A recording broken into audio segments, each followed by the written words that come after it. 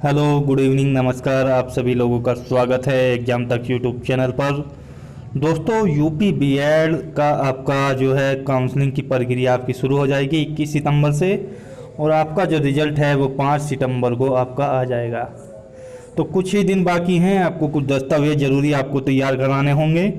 उसमें काफ़ी ज़्यादा क्वेरी आ रही थी आय प्रमाण पत्र को लेकर के। तो आय प्रमाण पत्र के आपके चारों कमेंट्स में स्पष्ट कर दूंगा, जिसके पूछा गया था कि किसके नाम का बना हुआ होना चाहिए, कितना पुराना होना चाहिए, काउंसलिंग के समय लगवाना ज़रूरी है या नहीं है, या आपकी स्कॉलरशिप तभी आएगी जब आप काउंसलिंग के समय लगवाओगे या नहीं आएगी, और आय कितनी आपकी होनी चाहिए कैटेगरी वाइज। तो देखिएगा, सबसे पहला सवाल यही है कि आपका जो आय प्रमाण पत्र है वो किसके नाम का बना हुआ हो। तो इसमें दो कंडीशन है। यदि आपकी शादी जो है हो गई है, शादी हो गई है तो आप जो है इसको बनवाएंगे पति के नाम का।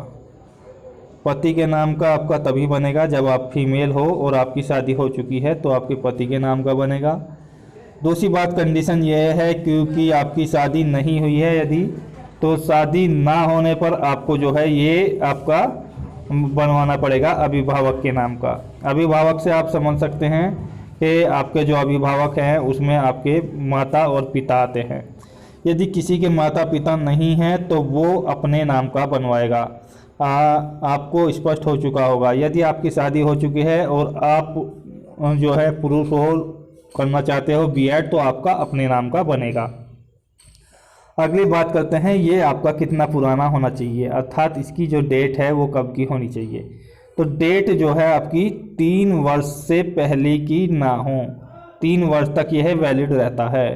तो ये जो है आपका 2018 का जो है लगभग बना हुआ होगा, तो आपको ज़्यादा बेनिफिट रहेगा। 2020 और 21 में ये आपका जो है लगभग चल सकता है।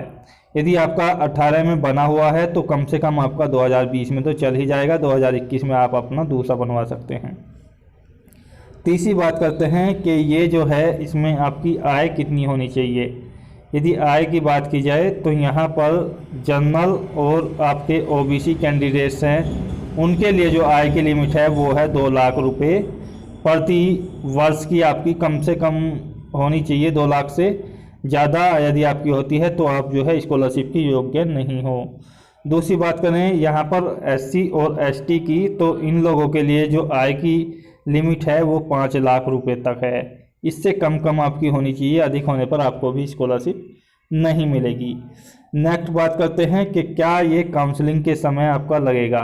तो देखिएगा, काउंसलिंग के समय जो है ये बिल्कुल ज़रूरी नहीं है। यदि आप बनवा लेते हो तो अच्छा है, तो ज़रूरी ये बिल्कुल आपका नहीं है। तो इस बात का हम खंडन करते हैं, ये ज़रूरी नहीं है काउंसलिंग के समय, इसको आप बाद में भी लगा सकते हैं। यदि आप अब लगा दोगे तो कोई दिक्कत नहीं है, बाद में लगा दोगे कोई दिक्कत नहीं है। तो स्पष्ट हुआ होगा वीडियो के माध्यम से। अब बात करते हैं यहाँ पर आपकी काउंसलिंग कब से होगी। तो 21 सितंबर से होगी। तो वीडियो के माध्यम से जानकारी स्पष्ट लगी होगी। जय हिंद, जय भारत, धन्यवाद।